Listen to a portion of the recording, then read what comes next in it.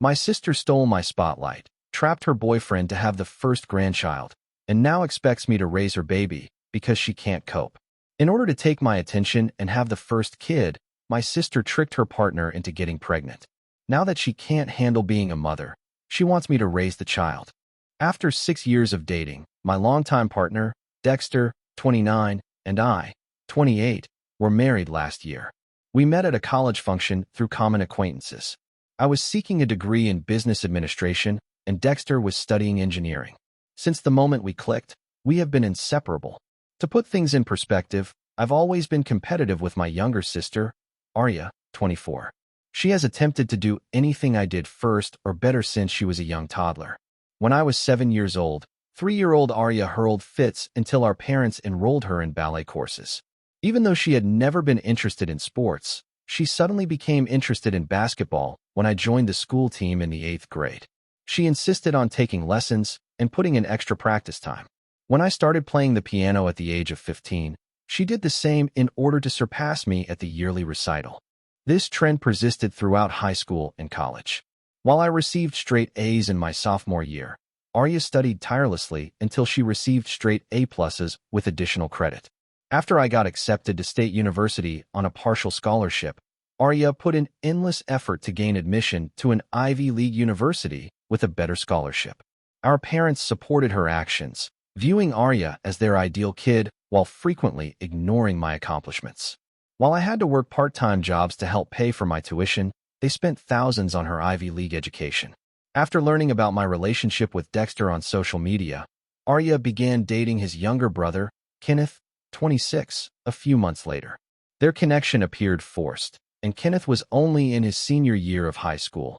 But the fact that the girls were seeing brothers was cute in the eyes of our parents. Dexter and I developed a close bond throughout the years, helping one another through our early adult challenges, first jobs, and college. Our parents disapproved of our moving in together after graduation, calling it living in sin. Yet they praised Arya's decision to live with Kenneth immediately after high school graduation as romantic. My grandparents were ecstatic when Dexter and I announced our engagement last year, anticipating the arrival of their first great-grandchild. In addition, my grandma gave me her antique cradle, saying she hoped to fill it soon. Arya was upset about this and couldn't bear that I was getting attention for once. She tried to overshadow us multiple times as we were organizing our wedding. Kenneth wasn't prepared, but she persuaded him to pop the question. We vehemently objected to her suggestion of a double wedding. She even attempted to attend our wedding wearing white, but our grandmother objected. Arya revealed her pregnancy at a family Sunday dinner 2 months after our wedding. During the news, Kenneth appeared startled and uneasy, nearly dropping his fork as she spoke. Arya purposefully became pregnant without telling Kenneth, as we later learned from mutual friends, in order to have the first grandchild in the family. She had stopped taking birth control without telling him. My parents were thrilled to have grandchildren. They focused all of their attention on Arya's pregnancy and totally forgot about our recent wedding. Every family get-together turned into a discussion about her nursery or baby shower ideas. While my father began establishing a college fund for the child, my mother spent hours shopping for baby clothes. My grandmother's antique cradle, after being given to me, was abruptly moved to Arya's apartment since she needed it more. During a brother's night out, Kenneth told Dexter that he wasn't prepared to become a father. He wanted to concentrate on his recently launched IT profession first. He didn't know how to communicate his feelings of being confined and exploited without coming across like a villain. By claiming that their child required both parents, Arya persuaded him to stay. She even said that they needed to start living as a family and moved in with him at his parents' house. After the baby was born, the real issues began. Arya soon came to the conclusion that having a child was about more than just attracting attention and posting adorable pictures to social media. Even the most basic things, like changing diapers or getting up for night feeds, were difficult for her. Despite his best efforts, Kenneth was similarly unprepared. Both of them began to exhibit symptoms of overwhelm. Kenneth began staying late at work to avoid going home, and Arya would phone her mother at 3 o'clock in the morning to vent about how difficult things were. My folks invited Dexter and me to supper last week. We were mistaken to believe that it was simply a typical family supper. The fact that they had also invited Dexter's parents ought to have raised our first suspicion. As soon as we sat down, my mother began discussing how anxious Arya was with the baby. She talked about how the kid was making things hard for her and how Arya needed time to figure out her life and job. She discussed how Arya needed a vacation and how her mental health was deteriorating. The unexpected thing came next. My parents said that since Dexter and I were stable, grown up, and had been married for a longer period of time, we needed to adopt the child and raise it as our own. According to them, Arya could concentrate on her life, and we wouldn't have to strive for our own child. I couldn't speak. Just because the real parents weren't prepared for the responsibilities they had consciously accepted, they were expecting us to look after someone else's child. We are currently under pressure from both of our families to change our minds.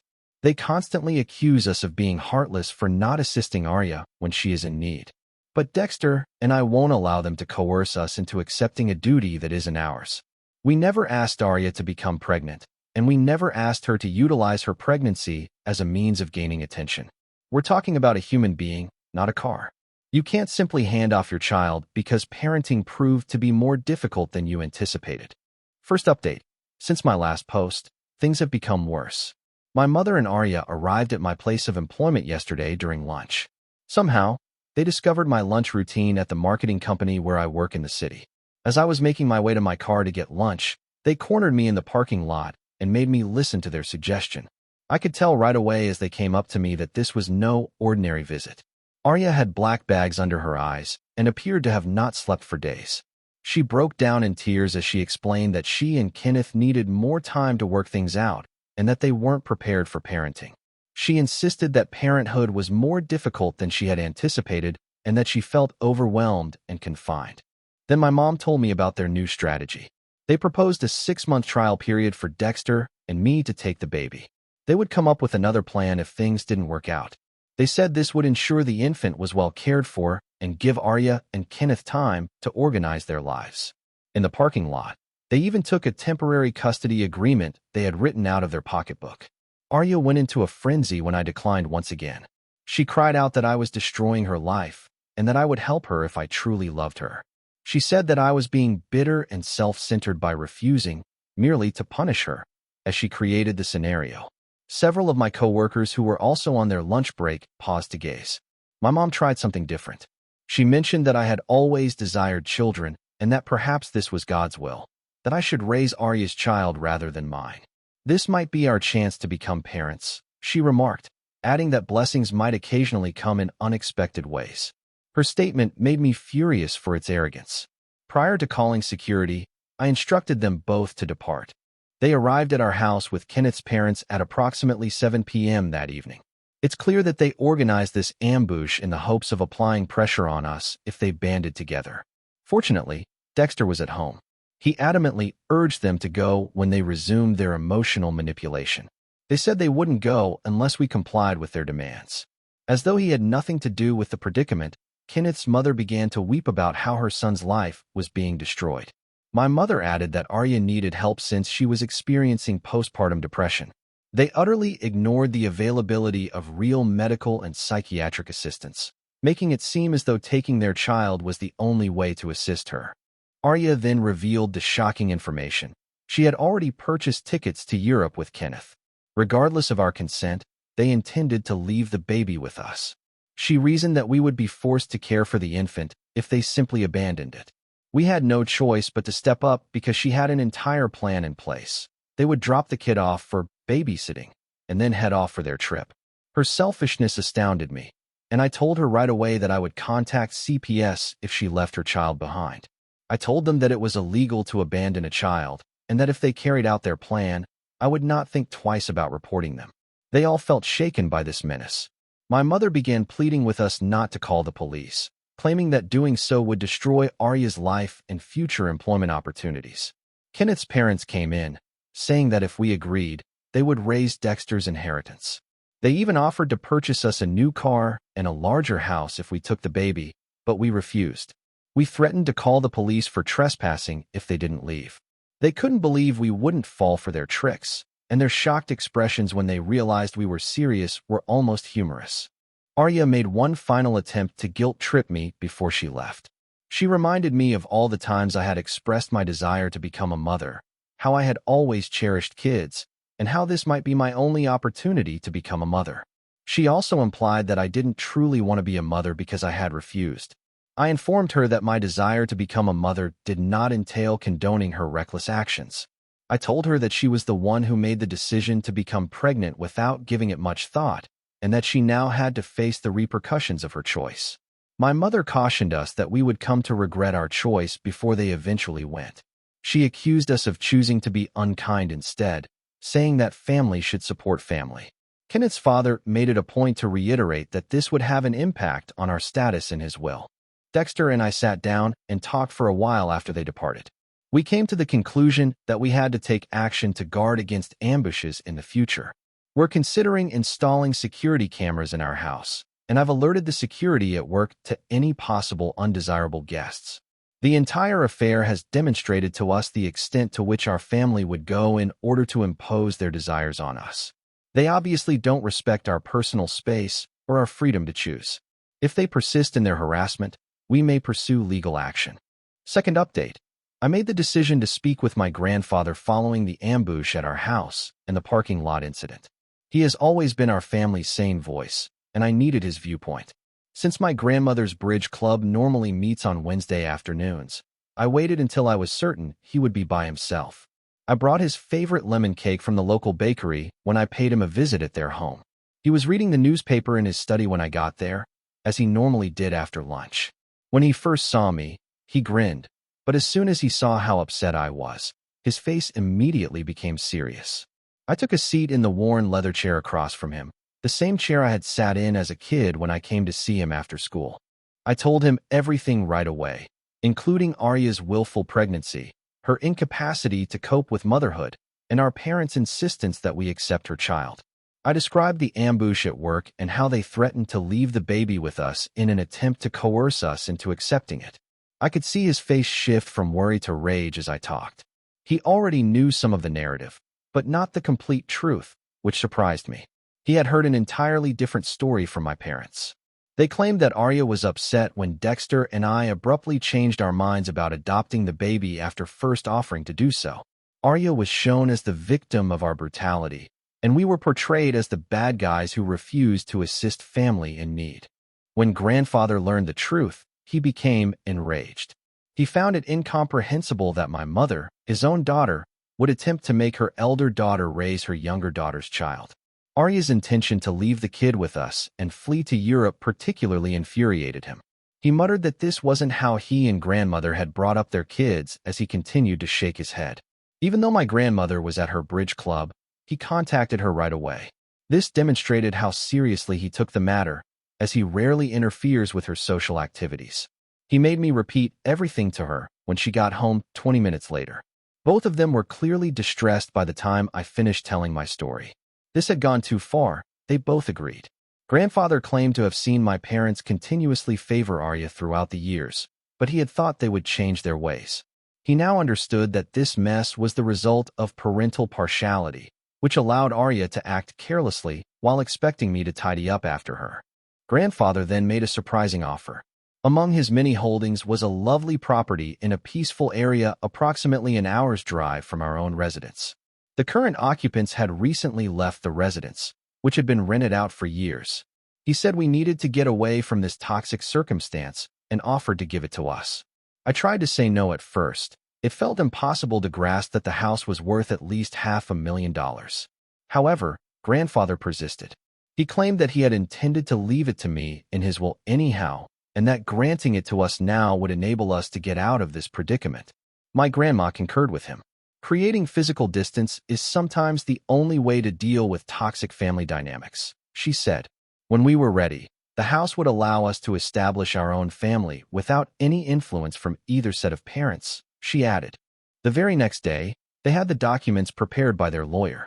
The house was transferred to our names with the stipulation that we couldn't sell it for at least 5 years, although we wouldn't want to.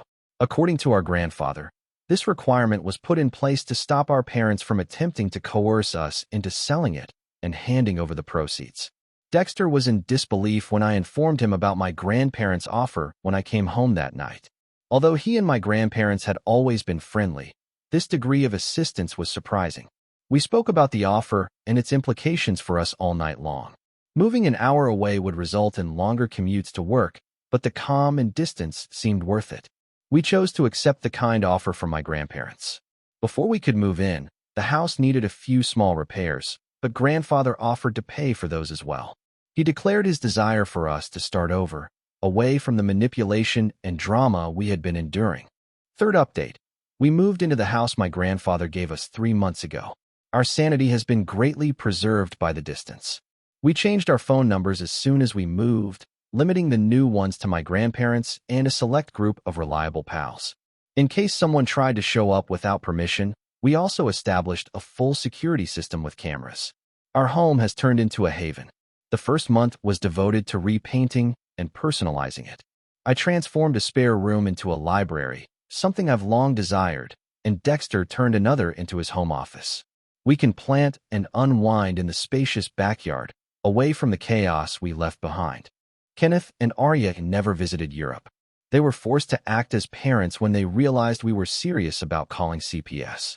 Their common acquaintances have informed us that they are finally enrolling in parenting classes and looking for childcare assistance. When Kenneth's parents realized we wouldn't change our minds, they ceased threatening us with the inheritance. Through our mutual connections, my mother continues to try to get in touch with us. She sends messages claiming that we are dividing the family and that going away is childish. She even attempted to contact me using my work email account, but fortunately, my employer respects employee privacy. She wrote to me last week via one of my relatives, saying that we were being cruel by not assisting Arya and that she was depressed as a result of our behavior. Although he hasn't tried to get in touch with us directly, my father has been telling everyone he can that we left the family when they most needed us. Although he is attempting to portray us as the antagonists in this tale, most people who are aware of the real facts will appreciate why we had to keep our distance. Throughout it all, my grandparents have been our staunchest allies. They have made it plain to everyone that they support our choice and frequently pay us a visit in our new house. My mother was even instructed by grandmother to refrain from contacting us until she could respect our limits. They got into a heated argument over this, but my grandma refused to back down in the end. Dexter's parents expressed regret for attempting to control us by threatening to take our inheritance. They acknowledged in a letter that their attempt to coerce us into taking Arya's baby was incorrect. We're still keeping our distance, though. Months of coercion and pressure are not undone by a single apology. We've learned from the entire experience who genuinely cares about our welfare and who merely wants to utilize us to solve their problems. We finally came to grips with our choice and are eager to begin a family of our own, on our own terms. We learned last week that Arya and Kenneth are finally going to parenting classes and couples counseling. We're happy that they're receiving assistance, but we don't intend to get in touch with them again anytime soon. It will take more than a few months of good behavior to restore the confidence that has been damaged. We're content with our quiet new life for the time being. In addition to joining a neighborhood community garden and making friends in our new neighborhood, we also intend to adopt a dog. Sometimes establishing enough distance to improve your personal happiness is the greatest approach to handle hurtful family relationships. We have no regrets about our choice, and that is precisely what we are doing.